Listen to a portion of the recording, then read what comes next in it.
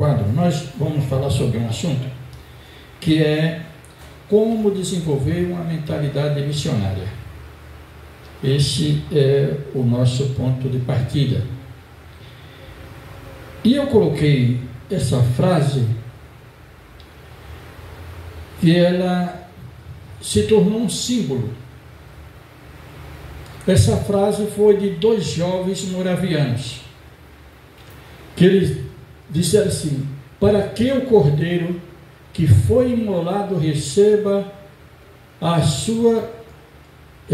em si a sua recompensa por meio de nossas vidas. Eu esqueci de colocar um em ali. Bem, irmãos, a maioria certamente de vocês não sabe ou não conhece a história dos moravianos, que foi por volta do século XVIII, melhor, do século XV. Eles foram antes até mesmo da Reforma Protestante. Essa região da Morávia, hoje em dia é conhecida uma parte da República Tcheca. Por conta de um rio que se chamava Morávia, a região passou a ser Morávia e o povo chamava-se moravianos. Eles eram protestantes, eram crentes, e eles descobriram que tinha na Índia Ocidental um fazendeiro que ele escravizou um grupo muito grande de africanos e não permitiu, o cara era ateu e não permitia que ninguém pregasse o evangelho para os escravos. E então dois jovens moravianos resolveram se vender. Eles venderam a si mesmo como escravo. O dinheiro que ele recebeu por sua liberdade, ele pagou as passagens de navio e foi para a região onde tinha esses escravos, e eles então conviveram por muito tempo pregando o evangelho no meio dos escravos, e eles que não eram escravos se tornaram escravos. No dia que eles estavam dentro do navio para ir, eles citaram essa frase, e ela se tornou então, irmãos, um símbolo. Por quê? Aí na apostila, bem no início, eu coloquei como a razão principal da gente evangelizar, da gente fazer missões, é simplesmente, irmãos, amar as pessoas. Não tem outra razão. Louvado seja o nome do Senhor. Veja que bem no primeiro ponto aí que fala por que ou o que é missões, e eu coloquei aqui: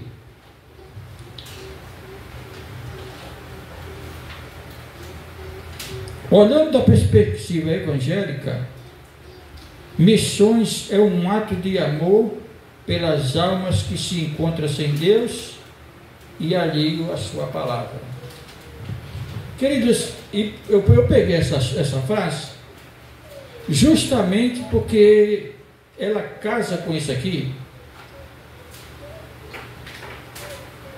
Aqueles dois jovens, eles poderiam muito bem eles eram bem de vida, não eram escravos, não tinham nascido escravo, mas eles resolveram de livre e espontânea vontade se tornar um escravo. Para quê? Porque era o único meio que eles encontraram de se aproximar daqueles escravos. Irmão, eu acho que não tem maior ato de amor a não ser o de Jesus, porque o de Jesus é fora parte. Não podemos amar como Jesus amou. Jesus acima de tudo. Estou falando em relações humanas. Aquelas pessoas, e isto eu quero para que você analise o seguinte, irmãos. Irmãos, Deus não chamou a gente. Se você está aqui hoje de tarde, é porque Deus te chamou. É porque Deus tem um propósito na sua vida. E se Deus tem um propósito na sua vida e na minha vida, Deus não chamou a nós para apenas sentar numa cadeira e até louvar, outros até nem louva, fica ali, termina o culto, vai embora e está tudo bem para eles. Irmão, não foi para isso que Deus nos chamou. O Senhor nos chamou para que a gente não venha medir sacrifício para trazer mais uma pessoa a Cristo. A cada minuto, irmão. Eu esqueci, eu tenho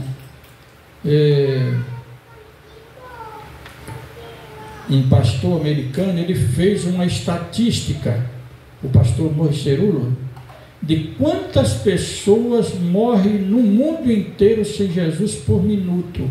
Irmão, eu só não vou falar aqui a quantidade, porque já faz tempo que eu li isso, e certamente eu não vou ser fiel ao que ele colocou no livro.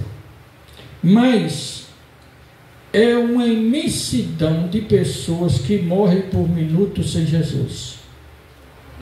Uma época, em um desses países da África, alguém perguntou: você conhece Pelé? Todo mundo conhecia Pelé. Você conhece Ronaldo? Todo mundo conhecia Ronaldo. E Jesus? E ninguém conhecia Jesus. E a igreja, a razão da existência da igreja é propagarmos o Evangelho. É falar de Cristo. É a única razão da existência da igreja. Israel falhou, porque quando Deus escolheu Israel, irmão, o único propósito de Deus escolher Israel como uma nação santa, uma nação separada, era Israel levar o nome de Deus para o mundo. Era fazer as pessoas conhecerem a Deus através da sua vida. Mas infelizmente eles falharam. Aí Deus agora pegou, e a gente na teologia é chamado de corpo místico. E tem pessoas que entendem místico com misticismo, né? Desculpa isso aqui que eu esqueço de desligar essa porcaria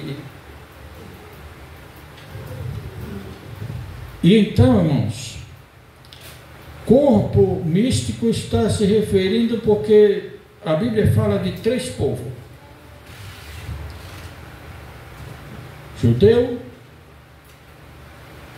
gentil e igreja. Judeu, gentil e igreja. A igreja hoje é o Israel de Deus. Então a gente precisa orar pela salvação das almas, mas não somente isto. A gente precisa pregar a palavra de Deus, porque tem missões que fala além fronteira, mas a primeira missão, vamos lá, aonde começa a missão?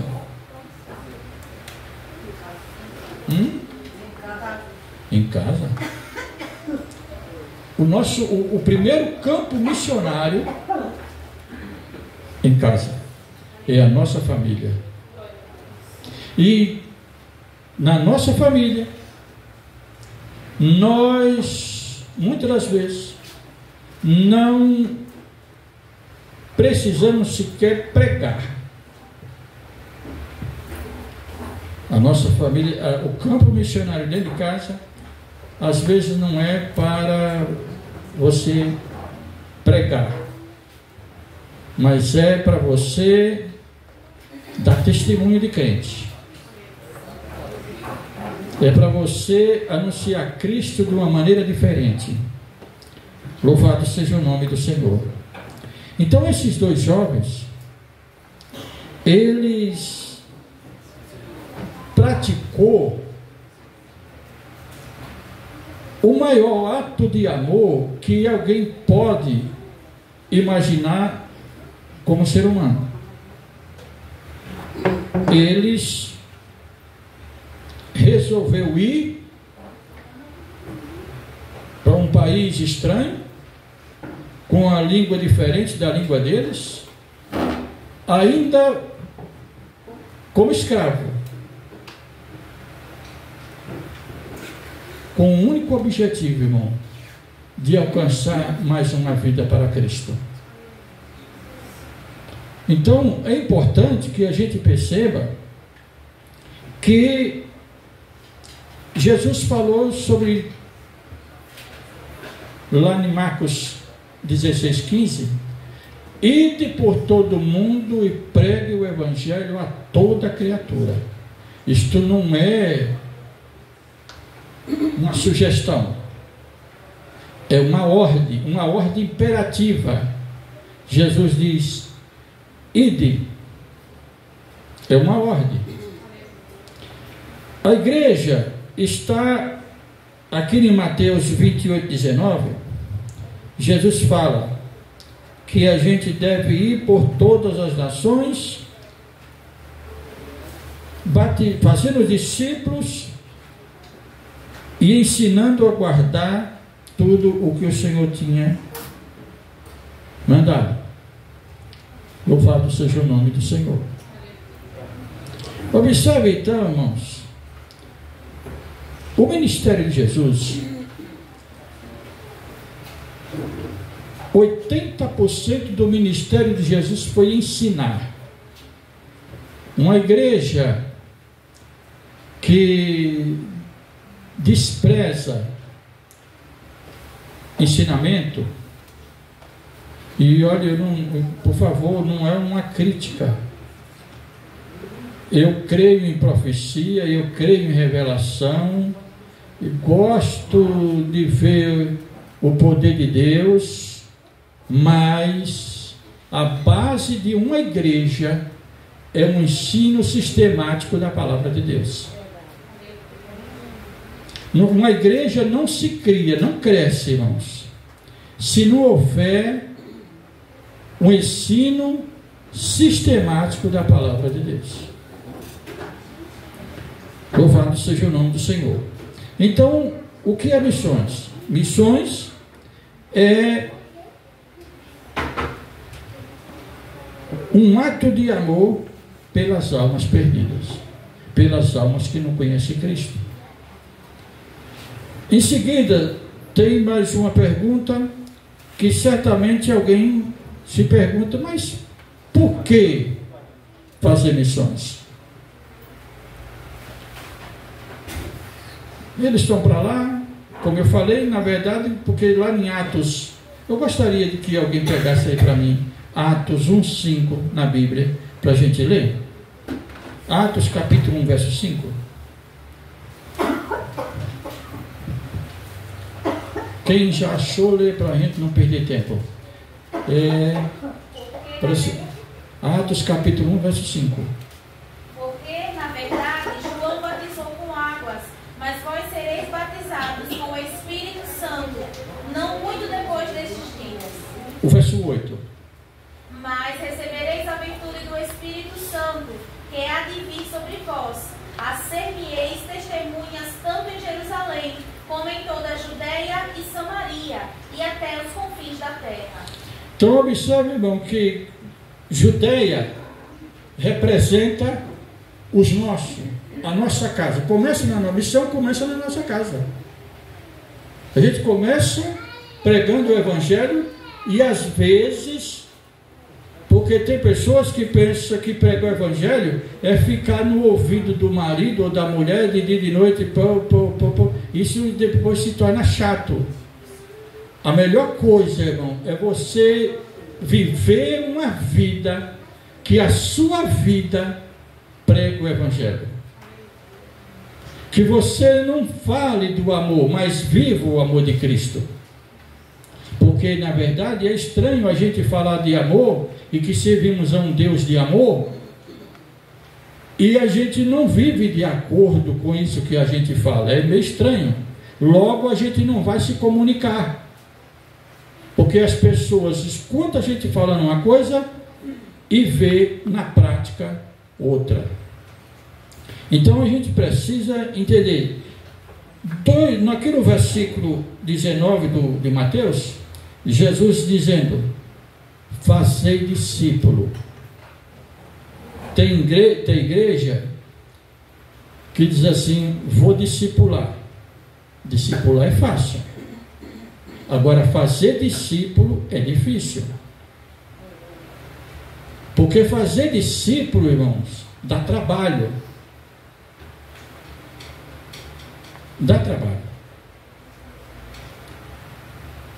Um obreiro, um pastor, o ministério da igreja foi chamado para aperfeiçoar.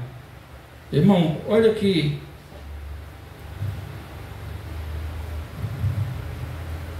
Que perfeição. Que coisa bonita, né? Será que essa madeira, ela sempre foi assim? Não. Ela tinha casca. Ela tinha um monte de nó. Ela tinha um monte de coisa. Mas alguém foi lá, tirou ela lá do meio do mato, trouxe para cá e passou, limpou, agitou, vai para lá, vai para cá. Depois, olha. Assim é nós. A gente chega na igreja, e é isso que às vezes tem igreja que não entende.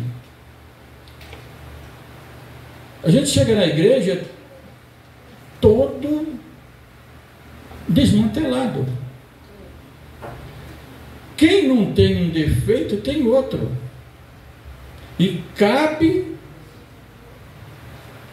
principalmente ao pastor, ir preparando essas pessoas. Pegue Efésios capítulo 4, verso 11, 12 e 13. Efésios capítulo 4, verso 11, 12 e 13. E ele mesmo deu uns para apóstolos e outros para profetas e outros para evangelistas e outros para pastores e doutores, querendo o aperfeiçoamento dos santos para a obra do ministério, para a edificação do corpo de Cristo, até que todos cheguemos à unidade da fé e ao conhecimento do Filho de Deus, a varão perfeito, à medida da estatura completa de Cristo. Veja que coisa gloriosa, né? O verso 12 diz: querendo o aperfeiçoamento dos santos. Isso é fazer discípulo. Fazer discípulo dá trabalho. Porque geralmente é igual pai. Tem pessoas que pensam que ser pai e mãe é um concurso de popularidade. E não é. Tem hora que você vai ter que dizer não para a criança. Tem hora que você vai ter que dar um puxão de orelha. Tem pai que quer ser amiguinho do filho. E não é por aí. Nem tampouco o pastor. Tem hora que você vai ter que chamar aquela pessoa.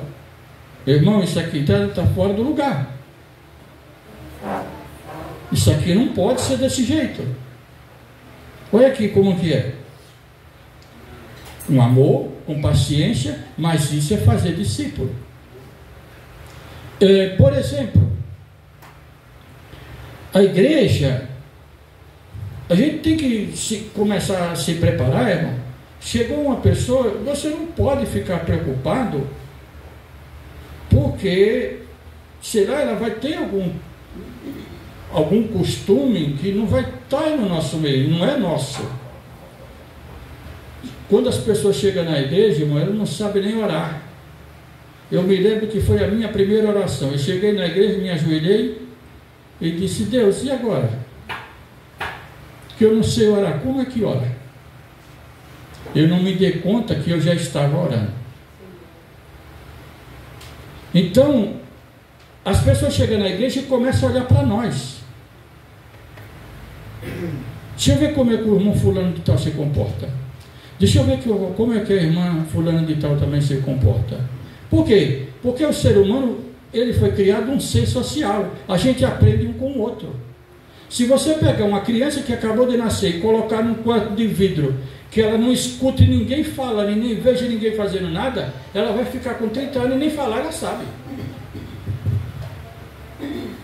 Nós fomos criados para aprender uns com os outros. Então a igreja tem um papel de educação muito grande. A igreja vai ensinar aquelas pessoas, mas o que acontece às vezes? Que a pessoa chega na igreja e ela começa a ser bombardeada de crítica dos crentes mais velhos, sendo que é para ela ser cuidada, acalentada. E a gente precisa entender uma coisa, que cada ser humano tem seu tempo. Tem coisa, irmão, que você fala para uma pessoa e com 3 minutos ele já sabe tudinho. Tem outros que passa 3 dias, 1 mês, às vezes mais de ano, e às vezes até mais. Cada ser humano tem o seu tempo de aprendizagem.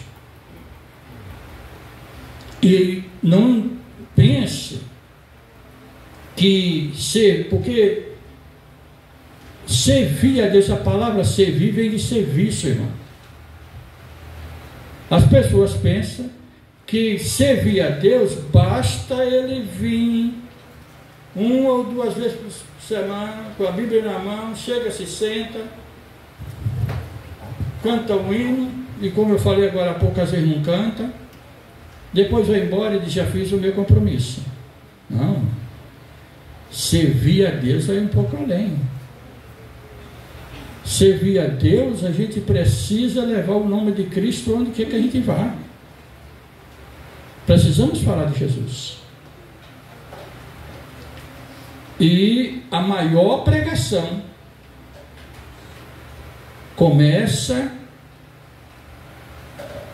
no bom testemunho que o cristão dá de cristão. Não se engane. Ninguém vai parar para te ouvir se você for aquele camarada chato, ranzinza, encrenqueiro, que arruma problema com tudo e aquela coisa toda. As pessoas não vão parar para te ouvir. Mas quando eles veem você, que você verdadeiramente tem as marcas, porque o apóstolo São Paulo, ele convidou os obreiros dele a ter dores de parto. Então é para os camaradas ficar prenho agora, pastor? De alma, sim. A dor de parto é você se colocar na situação da pessoa, para você, se for possível, sentir até o que ela sente. Entende? Foi isso que Jesus veio fazer por nós, irmão. Ele, sendo Deus, abriu mão de todas as prerrogativas divinas. Ele abriu mão de tudo para ser um ser humano como eu e você, sujeito às mesmas paixões, sujeito a todo tipo de humilhação, mas ele veio. Nós estamos caminhando para o final, irmão. E eu louvo a Deus, porque eu até me imaginei, assim, domingo de tarde, eu pensei, não vai vir pouca gente, mas graças a Deus, que Deus é bom, e isso significa que Deus tem pressa neste negócio, irmãos. Deus tem pressa neste negócio. A ação de pregar o Evangelho é algo que é iminente. Eu quero que pegue 1 Pedro, capítulo 2, verso 9, por favor. 1 Pedro 2, 9. Alguém leia para mim, por favor, porque para a gente ganhar tempo. Mas vós sois a geração eleita, o sacerdócio real, a nação santa, um povo adquirido para que anuncieis as grandezas daquele que vos chamou das trevas para a sua maravilhosa luz. Observe bem. Primeiro ele diz: mas vós sois a geração eleita. Querido, tem muita gente aí lutando para ser eleito em alguma coisa. Você não vai ser eleito, você já está eleito. Louvado seja o nome do Senhor. Vós sois a geração eleita. Mas em seguida ele diz: uma nação santa. Não é isso, irmão? Nação santa. Um povo adquirido. Ou seja, comprado. E por que Deus nos comprou? Através do sacrifício de Jesus na cruz. Louvado seja o nome do Senhor. Porque Deus nos comprou. Será que foi, irmão, para a gente ficar pensando só na nossa vida particular ou nas nossas coisas particulares e não se preocupar em levar a palavra de Deus para alguém? Você não compra uma coisa inútil. Eu mesmo não gosto de comprar uma coisa. Quando eu vou comprar uma coisa, eu fico um tempo. Eu nunca compro uma coisa no primeiro dia que eu vou. Eu fico pensando, primeiro, eu preciso disso mesmo? Será que vai ser bom? Até eu convencer a mim mesmo se aquilo ali vai dar certo ou não. Porque você não adianta você comprar uma coisa inútil. E se a gente vive dentro da igreja do Senhor, vai para a igreja, vai para casa, vem da casa para a igreja, aquela coisa toda, mas às vezes não dá um bom testemunho de crente. Uma vez eu ouvi uma cidadã dizer: no dia que eu for ser crente, eu não vou ser da igreja de fulano, porque eu não concordo com as coisas que ele faz ou que ele diz. Quer dizer, aquela criatura está na porta do céu impedindo de outra entrar. Não, irmão, não. Então é uma peça inútil dentro do reino. E Deus não comprou nada inútil, irmão. Deus nos chamou. Não foi de graça, foi comprado. Você foi comprado e o preço foi alto. Louvado seja o nome do Senhor. Então, irmãos, é hora da gente começar a analisar que a obra de Deus, ela é feita por cada... Sabe, quando eu estava no hospital, Deus, por 2 noites, eu não sei explicar se foi um anjo ou se foi o próprio Jesus. Mas eu passei 2 noites naquela UTI de hospital, que para mim passou a noite inteira, se resumiu na minha mente em uns 15 minutos. Mas quando eu vim pegar no sono, era por volta de umas 7h30 da noite, e quando eu me acordei já ia 6 horas, e do início ao fim, chegou um ser de branco, que eu não vi o rosto dele, e um dos dias ele falou assim: olha, se um pai de família orientar a família dele, a mulher, os filhos, na palavra de Deus, no temor de Deus, e ele conseguir conservar todo mundo servindo a Deus, ele fez 50% da missão que Deus chamou ele para fazer. Aleluia. Eu estou falando, irmão, da responsabilidade que você, como servo de Deus, tem. Às vezes, os nossos atos ensinam mais do que as palavras. Só que na maioria das vezes tem atos que ensinam negativamente. E nessa tarde, daqui a pouco, nós vamos fazer uma oração para que o Espírito Santo derrame da sua graça em nossa vida, para que você possa influenciar com a sua vida todas as pessoas que estiverem em sua volta. Louvado seja o nome do Senhor, que você seja um instrumento de Deus, porque todo mundo sabe falar de Jesus, irmão. Não existe essa história. Você não precisa ser doutor, você não precisa ter curso de teologia para falar de Jesus, não. É só você começar dizendo o quanto Jesus é bom na sua vida, o quanto foi maravilhoso você ter tomado a decisão de seguir a Cristo. Louvado seja o nome do Senhor. Então, irmãos, a ordem de Jesus foi: ide fazer discípulo. É isso que a gente estamos tentando aqui. Tinha um pastor americano, o pastor Mosteiro, que ele dizia que é melhor você ensinar 10 do que fazer o trabalho de 10. E é uma grande realidade. Eu li muitos livros daquele pastor Po Yong-Soo, da Coreia do Sul. Eu não sei se todos, mas uma boa parte dos livros dele eu li. E ele contava uma história que ele queria fazer na igreja tudo sozinho. Ele queria ser o zelador da igreja, ele arrumava a igreja, ele queria, se fosse possível, estar na porta, ele queria dirigir o culto, ele queria pregar, e ele queria tudo. Até que um dia Deus deu um puxão de orelha nele, dizendo que ele não podia fazer como ele estava fazendo. Aí ele disse que chamou os diáconos, disse: irmão, vou preparar umas equipes com vocês.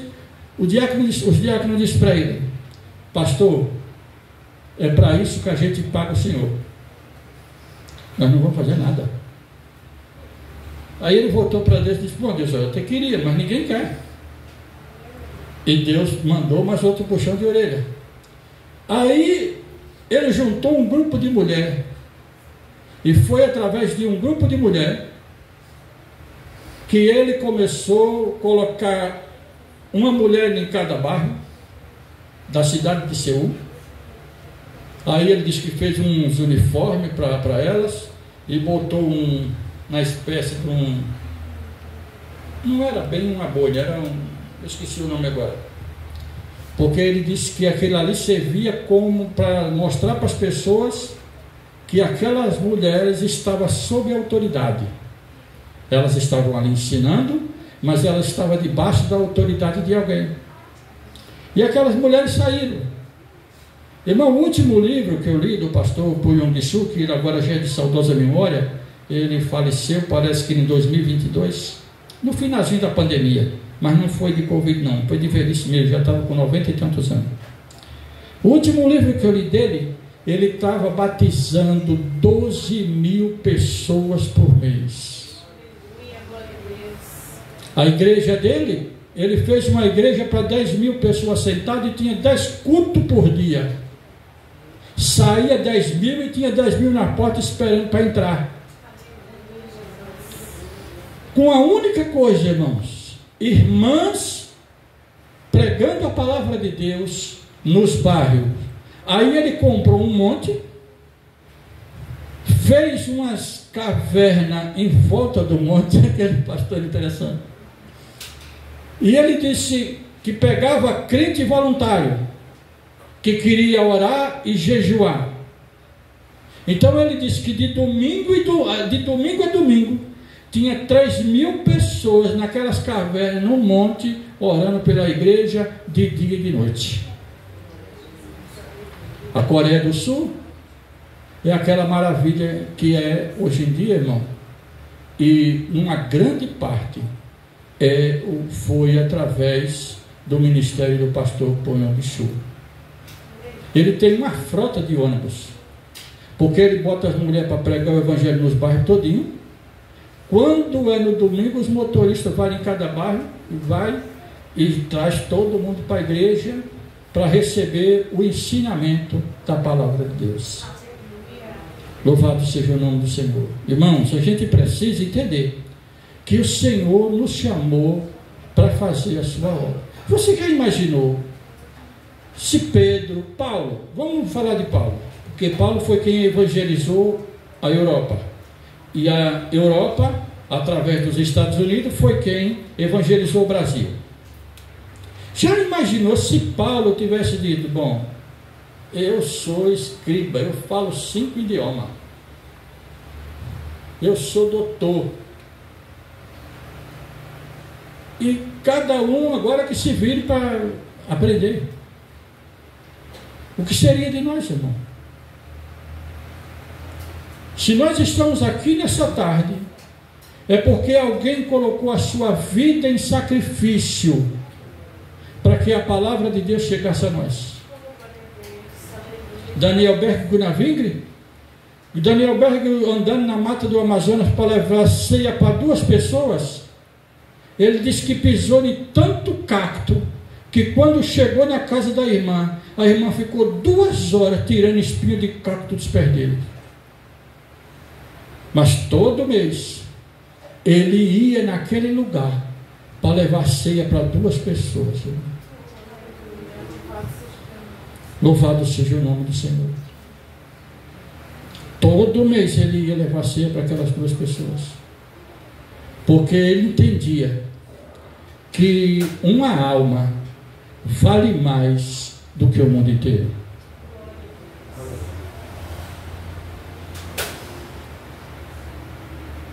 No segundo ponto,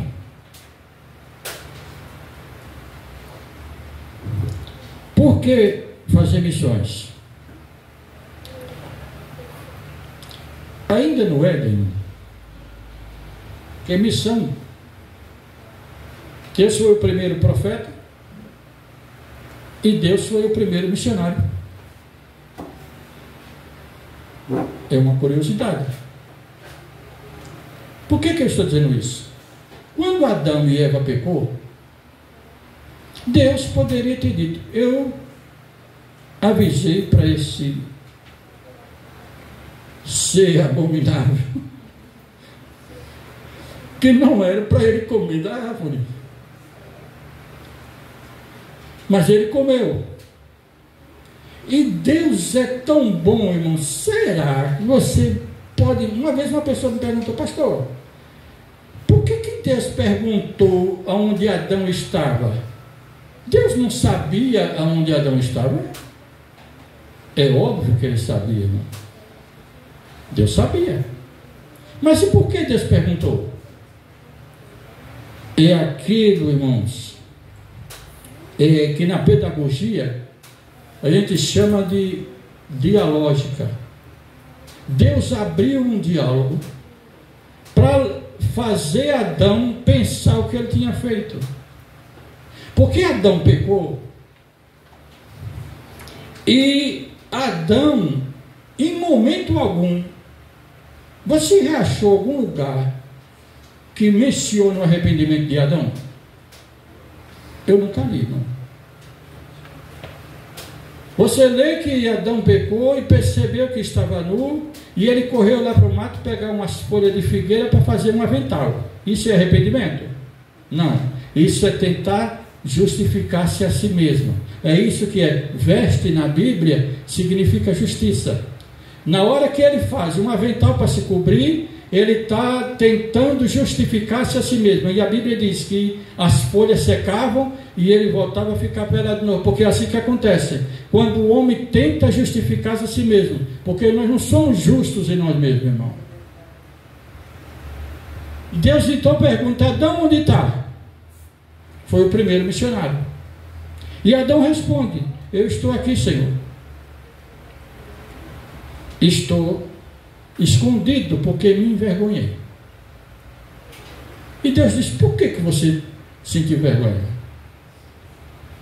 Eu imagino Deus dizendo: todo dia eu estou aqui com você, porque a Bíblia diz que Deus vinha na viração do dia. E Adão disse: Senhor, é que eu me envergonhei porque eu estou nu.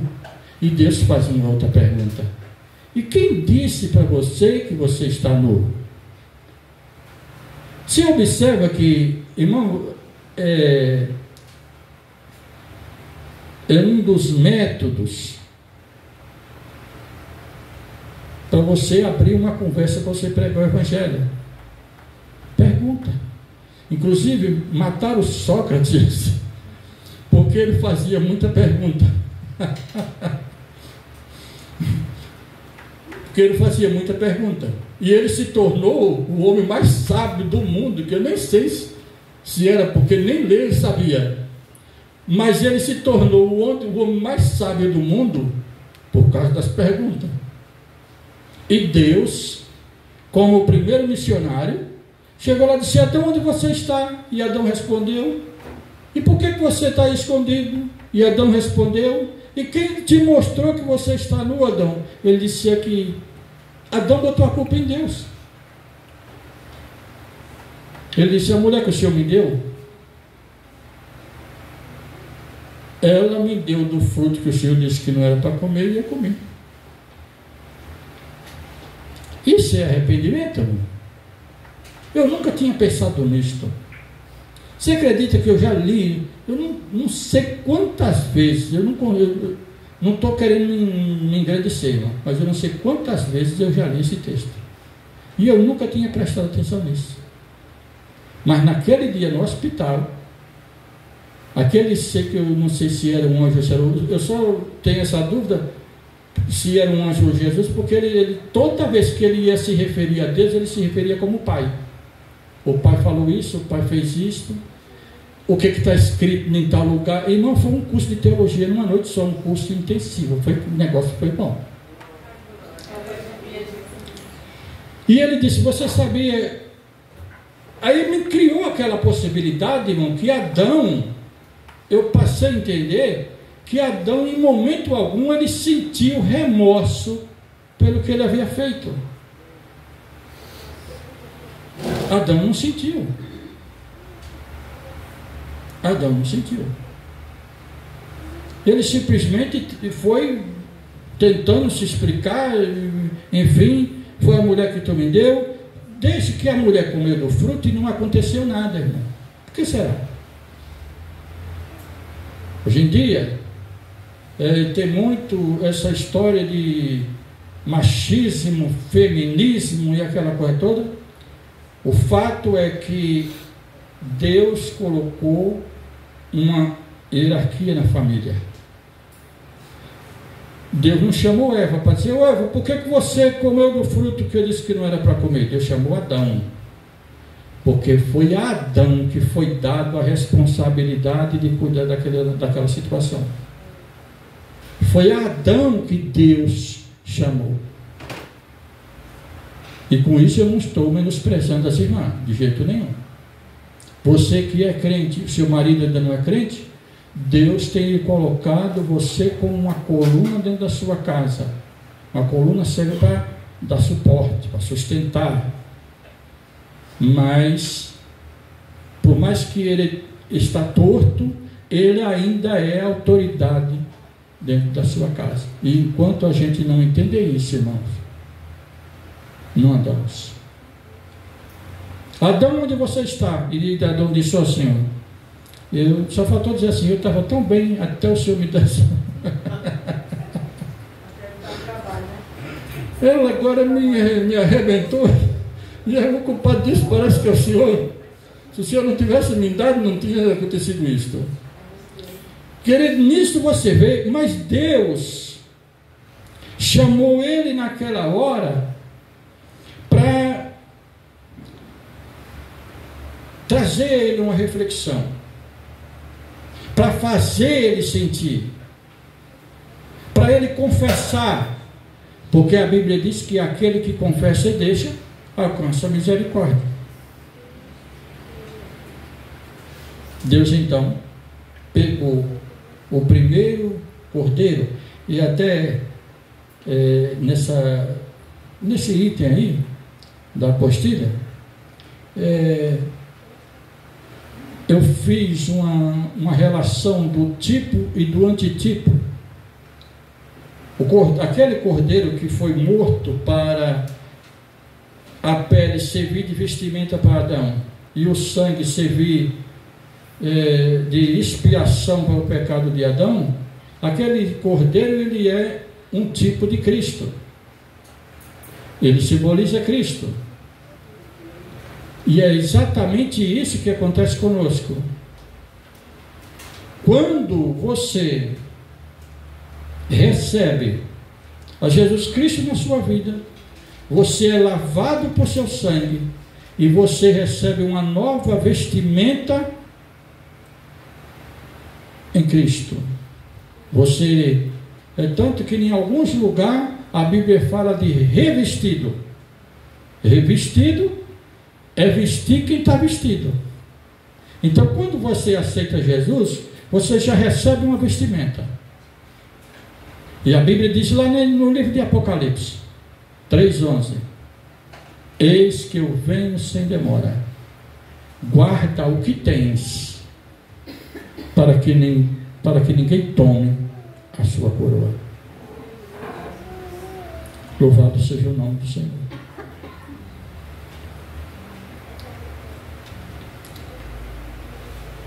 Somos vestidos e revestidos com Cristo. No livro de Colossenses, capítulo 2, me parece que é o verso 4. Pega aí para mim, por favor, Colossenses 2 e 4.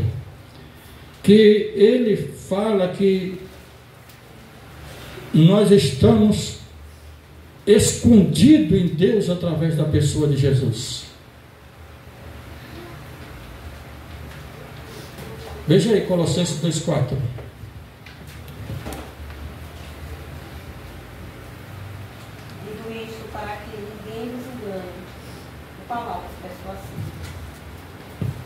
É o que ele fala, porque a nossa vida está escondida com Cristo em Deus.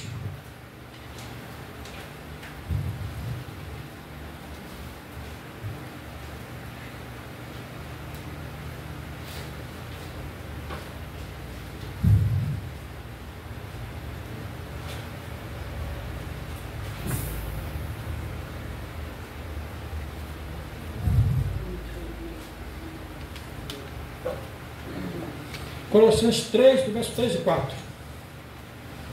Eu vou lendo e às vezes me atrapalhou. Pode ler. 3, verso 3 e 4. Em quem estão escondidos todos os tesouros da sabedoria e da ciência. E digo isto para que ninguém vos engane com palavras persuasivas. Verso 4.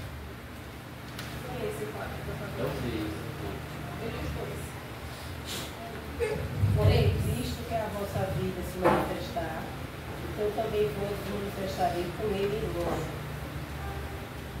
Por favor, leia mais alto para todos escutarem.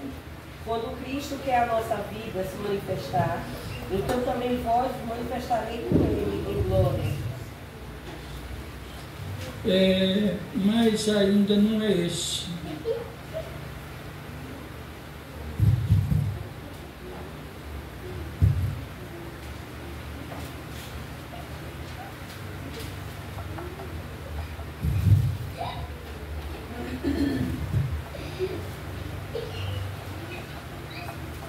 Ainda não é isso.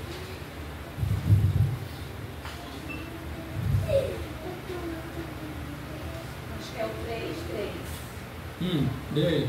Porque já estáis mortos, a vossa vida está escondida com Cristo em Deus. Isso aí. Observe então, irmãos, que a ideia que esse versículo passa, que quando a gente aceita Jesus, é como se Jesus colocasse a gente aqui, ó. E aí vem uma segunda situação. Nós estamos escondidos com Cristo em Deus. Louvado seja o nome do Senhor. Não é para o crente andar amedrontado, não é para o crente andar preocupado, A única preocupação que o crente precisa ter é andar em Deus. Porque se você andar em Deus, ainda que aconteça alguma situação ou circunstância, louvado seja o nome do Senhor, Ele vai cuidar de tudo. Louvado seja Deus, Ele vai cuidar de tudo. Mas a gente precisa entender que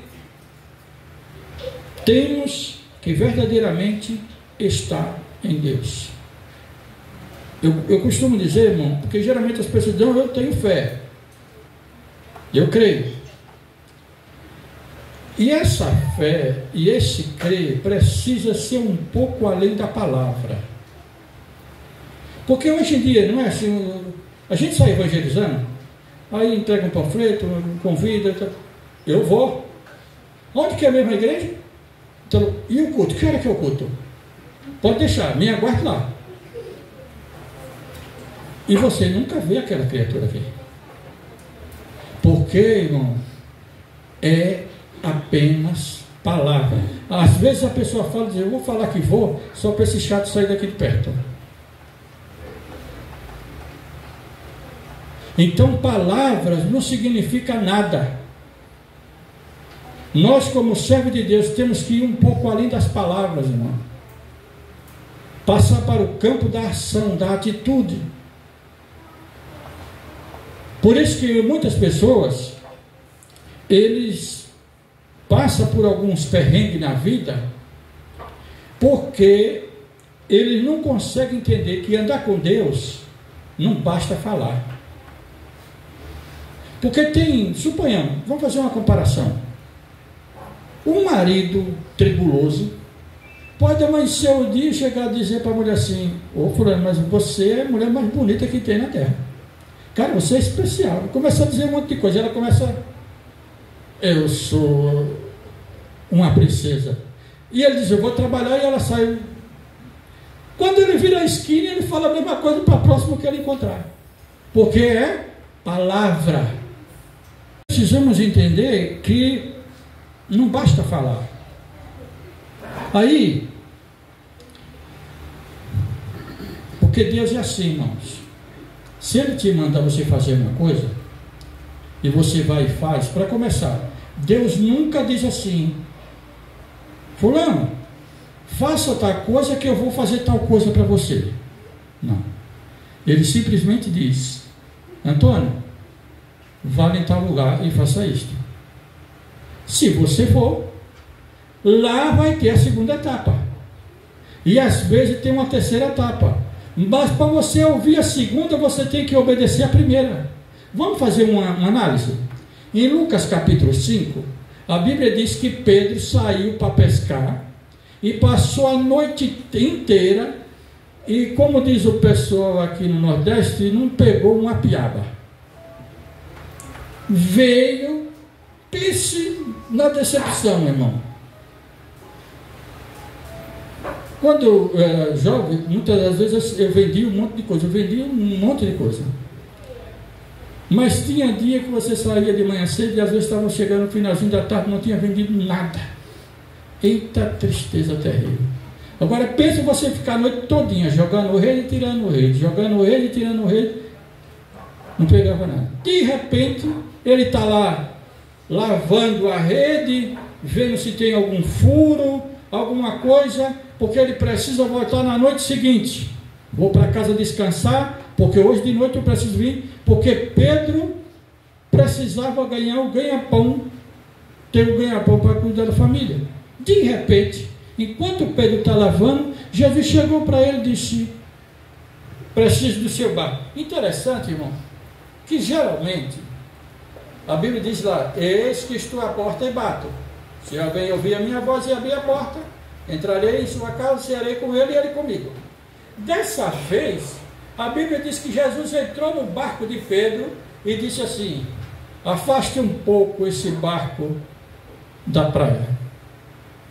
Jesus me disse, eu vou precisar pregar aqui umas 2 horas e depois eu vou encher o seu barco de peixe. Ele não falou nada disso, não. Ele só disse, afaste um pouco esse barco aqui. E Pedro poderia ter dito, não vou, estou cansado, preciso descansar para ir trabalhar de noite. Mas Pedro entrou no barco e remou, obedeceu a voz de Deus. Chegou lá, Jesus pregou, e quando terminou de pregar, Jesus falou, teve uma segunda etapa: agora reme para o alto mar. Tem uma tradução de Bíblia que diz assim: lança-te ao mar alto. Queridos, você já percebeu que Jesus afastou Pedro da margem? Porque certamente a visão de Pedro, o coração de Pedro estava turbado, atribulado por conta da decepção que ele tinha sofrido. Quem sabe você tem sofrido algumas decepções na vida, problemas que cercam todo ser humano, não tem um que não tenha. E às vezes esses problemas, irmão, tira a nossa visão, e tem hora que você precisa se afastar. Um dia desse eu estava assistindo uma palestra de um neurocientista, e ele falou que a melhor coisa, quando você está fazendo uma coisa que tenta e não dá certo, a melhor coisa que você tem que fazer é parar e dar uma volta e fazer outra coisa, porque ele disse que é impressionante, a gente não percebe, mas o nosso cérebro está trabalhando no segundo plano. Aí de repente você está lá num lugar fazendo uma coisa que não tem nada a ver, e de repente dá um estalo e diz: entendi aquele negócio. Você vem e faz e dá certo. Então tem hora que Jesus olha para nós e quer fazer a gente se afastar um pouco daquela margem. Você já observou margem de rio? Margem de... até da própria praia? Tem lugar que as praias têm tanta tranqueira que a prefeitura tem que sair com uma máquina parecendo um gadanho arrastando um monte de sujeira ali dentro, porque a água de noite traz todo pau, lata, garrafa de plástico, lixo, um monte de coisa. É isso que tem imagem, irmão. Aí tem hora que o Senhor pega e diz: eu preciso te afastar da margem. Eu quero te levar para um lugar onde você possa ouvir a minha voz. Só que Deus não vai dizer: olha, se você for fazer isso, eu vou te dar isso. Ele não vai barganhar com você. Você precisa ter sensibilidade para ouvir e obedecer a voz de Deus. Louvado seja o nome do Senhor. De repente, quando ele terminou de pregar, ele agora mais uma vez mandou Pedro: agora lança-te ao mar alto. E Pedro mais uma vez devia ter pensado: poxa vida, para onde ele quer ir agora? Mas ele se calou e só remou. Quando ele chegou lá, teve uma terceira etapa. Você está pensando o quê? Na terceira etapa ele disse: pega a tua rede e lança aí. Aí Pedro: Senhor, o Senhor é mestre para ensinar, mas eu sou na pescaria. Eu passei todinho aqui e não peguei nada. Mas daí a pouco ele: mas sobre a tua palavra eu vou lançar aí.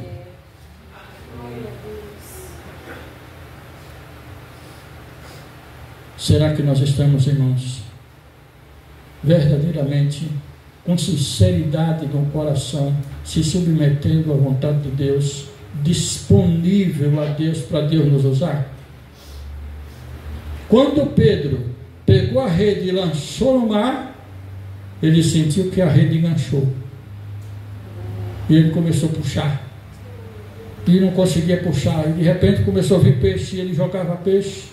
E o resultado é que teve tanto peixe que o barco de Pedro começou a querer afundar. Ele chamou um outro.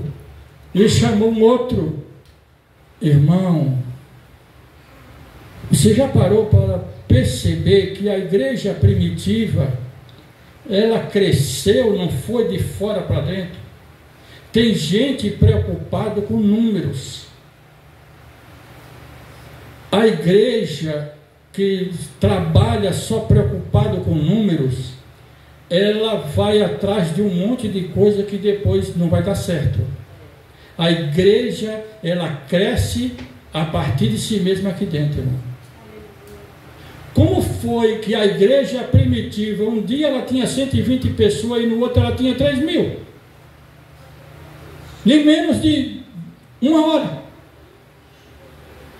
A Bíblia diz que eles estavam todos reunidos no mesmo lugar, buscando a Deus, se enchendo de Deus, e de repente o Espírito Santo veio como um som veemente e impetuoso e encheu a casa.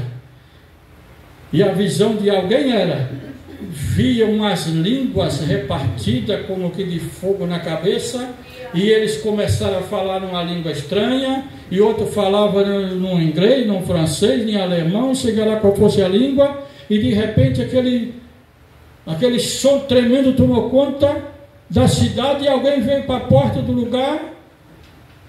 E Pedro, a mensagem de Pedro não foi uma mensagem de massagear ego do crente nem de ninguém, mano. Pega aquele discurso de Pedro, era de arrancar o couro. Mas antes de Pedro terminar, o povo disse: como é que eu faço para aceitar esse Jesus? 3.000 almas aceitaram a Cristo. Aonde o crescimento surgiu, irmão? Numa reunião como esta. Eu não sei se eles estavam orando, eu não sei se alguém estava pregando, eu só sei que de repente o Espírito Santo veio sobre todos eles de uma maneira extraordinária, que a igreja primitiva nunca mais foi a mesma. Aleluias. Eu vou dizer uma coisa para os irmãos. O desejo da minha vida é pregar e ser pastor de uma igreja muito grande. Uma vez um cidadão em Itabaiana congregava comigo e dizia assim: pastor, eu vou ser pastor de uma igreja de 2.000 crentes. E eu falei para ele: meu filho, eu vou lhe dar um conselho. Seja pastor primeiro de 2 crentes.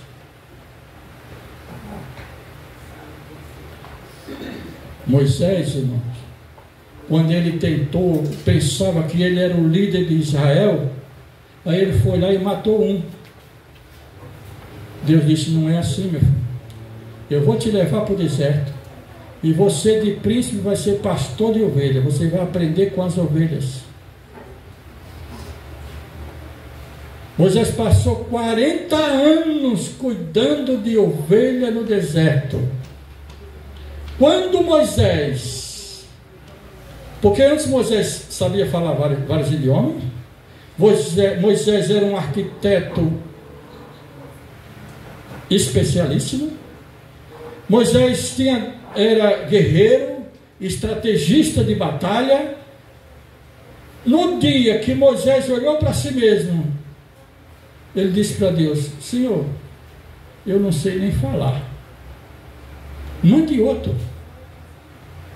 Deus disse: esse está pronto. Enquanto você pensa que é, não é. No dia que você se quebra todinho e se quebranta e diz: Deus, eu acho que eu me enganei. Aleluia. O Espírito de Deus vem sobre a sua vida e te coloca de pé novamente. Bendito seja o nome do Senhor. Sabe por quê? Porque nós precisamos perceber que nós em nós mesmos não somos nada e nem temos nada. Agora, no momento que você se entrega nas mãos de Deus, Moody era um evangelista americano, e um dia ele disse que se pegou andando no meio da rua e perguntou para Deus: Senhor, o que o Senhor pode fazer na vida de um homem que se entrega a ti completamente? Ele fez essa pergunta. E de repente, irmão, ele começou a querer dirigir escola dominical. Ele foi com umas 5 crianças para um lugar, um galpão abandonado, e começou a pregar para aquelas crianças. No domingo seguinte tinha 10. No domingo seguinte tinha 20. Teve um dia que ele foi buscar 1000 crianças para ensinar na escola dominical. Um dia desse eu estava lendo a biografia de Moody e disse que ele ganhou mais de 1 milhão de almas para Jesus nos Estados Unidos e na Inglaterra. E olha que ele era um camarada semi-analfabeto, irmão. Mas ele fez, outro dia ele se deparou com uma oração dizendo: Deus, livra-me de mim mesmo. Senhor, tenha misericórdia de mim, me livra de mim mesmo. Porque o nosso maior inimigo não é o diabo. Tem pessoa que pensa que o nosso maior inimigo é o diabo. Não é. O nosso maior inimigo é a nossa carne. É a nossa carne que às vezes o Espírito chama para orar e ela não vai. É a nossa carne que às vezes o Espírito chama para ler a Bíblia e você não vai. É a nossa carne que o Espírito Santo convida para estar num lugar desse, recebendo oração, recebendo uma palavra de incentivo, e às vezes a pessoa não vai porque acha que é cansativo. Mas eu espero nesta tarde, irmãos, louvado seja o nome do Senhor, que o Senhor recompense o seu sacrifício. Não é um lugar, as cadeiras para nós adultos é um pouco apertado, não é uma cadeira confortável. Nós colocamos aqui 3 ventiladores, eu tenho certeza que você está sentindo calor, porque eu estou. Não é um lugar, não está confortável. Foi um sacrifício. Mas eu tenho certeza que o Espírito Santo de Deus pode, nesta hora, receber esse sacrifício e derramar bênção na sua vida sem medida. Aleluia. Eu vou encerrar e quero que você pense nessa frase: para que o cordeiro que foi imolado receba a sua recompensa por meio de nossas vidas. Glória a Deus, aleluia. Aleluia. Que Jesus, porque a Bíblia diz lá no livro de Isaías 53, que vai chegar uma hora que ele vai sentar e se deleitar nas obras de suas mãos. Era isto que esse aqui foi, para quem chegou depois, essa frase é de 2 jovens moravianos. Diz que eles descobriram que um homem ateu, um fazendeiro, tinha um grupo de escravo africano, e o ateu não deixava ninguém pregar o evangelho dentro da fazenda dele. Aí diz que eles tomaram a decisão: se ofereceu a venda para ser escravo, o camarada comprou eles. Com o dinheiro que eles foram comprados, eles compraram a passagem de navio para ir trabalhar como escravo, para ter a chance de pregar o evangelho para aquelas pessoas. E aí foi quando o navio ia saindo, diz que eles ergueram as mãos e disseram essa frase: é para que o cordeiro receba. Louvado seja o nome do Senhor.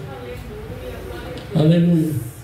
Para que o cordeiro que foi imolado receba em sua vida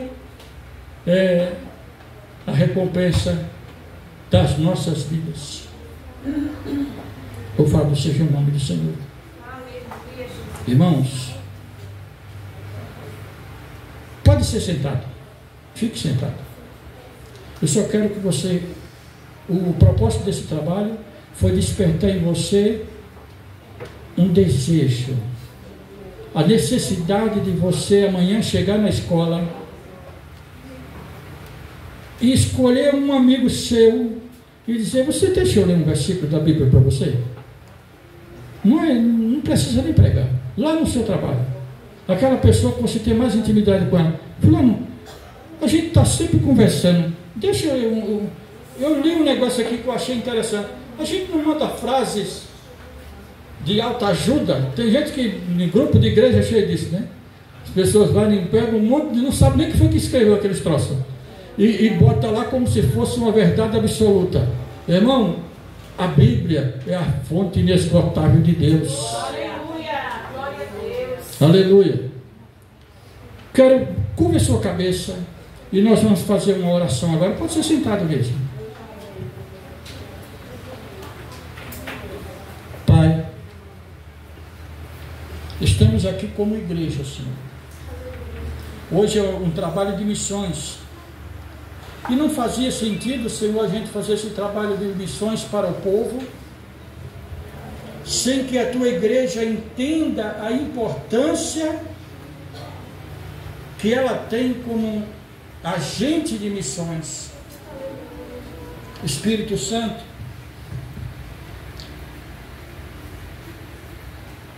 age, fala o que eu não consegui falar. Mas eu preciso ver o Senhor operando nesta tarde. Venha sobre esta igreja, meu Deus, como tu viestes naquele cenáculo em Atos dos Apóstolos. Está aqui homens e mulheres falhos, cheios de fraquezas, mas nós entregamos o pouquinho que temos, Senhor.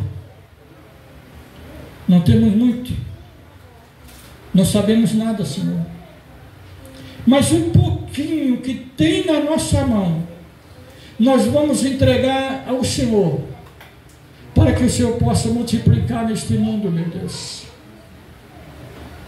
Oh Espírito Santo,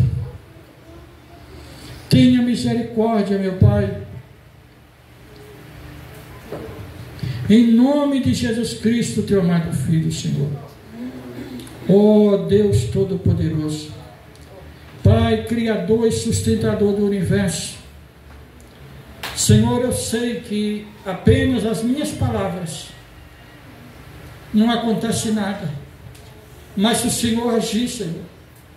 Senhor, esses dois jovens se colocaram numa posição tão difícil, por amor às almas perdidas, Senhor. Senhor, é isso que nós estamos fazendo nessa tarde e nessa noite. Sacrifícios diferentes, mas sacrifício para que possamos alcançar alguém que ainda não conhece a Tua palavra, meu Deus.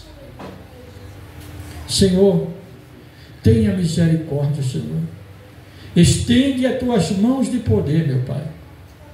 Espírito Santo, nesta tarde, derrama da Tua graça, nessa noite, as pessoas que vão vir ouvir a Tua palavra, Senhor. Que os seus ouvidos sejam abertos. A Bíblia diz que nos últimos dias os homens teriam comichão nos ouvidos, para não suportar a sã doutrina. Queima todo demônio que impede as pessoas de ouvir a Tua palavra, Senhor. Deus, que nesta tarde possamos, Senhor, verdadeiramente ser impactados, não pelo pastor José Alves, porque eu não sou ninguém, Senhor, mas pelo Teu Espírito, pelo Teu poder, meu Deus, em nome de Jesus Cristo, Teu amado Filho. Amém. Eu queria pedir, você preparou o hino, Vitória? Tem aí preparado?